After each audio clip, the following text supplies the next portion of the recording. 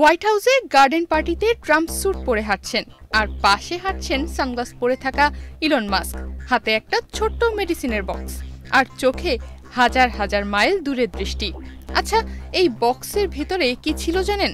অ্যাডোরাল, ketamine, ecstasy আর psychedelic mushroom. এটা কোনো বানোয়াট সিনেমা না, এটা নিউ ইয়র্ক টাইমসের রিপোর্ট অনুযায়ী বাস্তব আমেরিকার চিত্র। ইলন মাস্ক বিশ্বের সবচেয়ে ধনী ব্যক্তি, যিনি আকাশে যান, বানান রোবট, টুইটার কিনেন। আর দিন শেষে কি করে জানেন? রাত হলেই চুপি চুপি তার পকেট থেকে খোলেন 20টি ওষুধের একটা ছোট বাক্স। এই কথা একদমই বানোয়াট বা কল্পকাহিনী নয়। ইলন মাস্ক একবার এক সাক্ষাৎকারে নিজেই স্বীকার করেছিলেন তিনি বিষণ্ণতা কমাতে প্রতি 2 সপ্তাহে একটু কেটামিন নেন।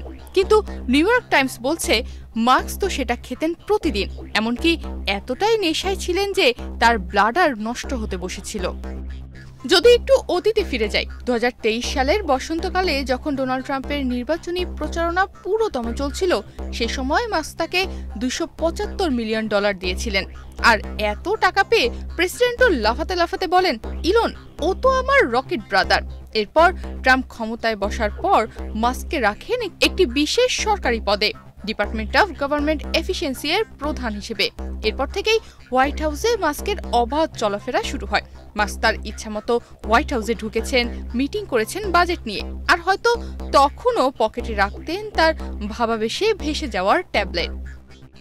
এই ড্রাগ পাওয়ার সময়েই মাস্ক প্রেম, বিচ্ছেদ, আইনি মামলা আর সন্তানের সংখ্যা সবই ছিল মাস্কের আউট অফ কন্ট্রোল। যেন জীবনটা ছিল একসাথে রকেট, রোমান্স আর রিহাব মিলে। এখন সবাই প্রশ্ন করছে, আপনি যদি একটা কোম্পানিতে কাজ করেন যেখানে ড্রাগ টেস্ট হয়, কিন্তু মালিক নিজে এই টেস্টের আগে সতর্ক হয়ে যায়, তখন কি করবেন আপনি? ইলন মাস্ক আজ বলছেন তিনি নাকি রাজনীতি ছেড়ে ব্যবসায় ফিরছেন, কিন্তু নেটিজেনরা বলছেন ব্যবসা যতই বড় হোক, জীবনে যদি 20টা ওষুধ থাকে তাহলে জীবনটাও একটু না একটু ঘোরের মধ্যেই কাটে। তনিমা রহমান, বাংলাদেশ প্রতিদিন।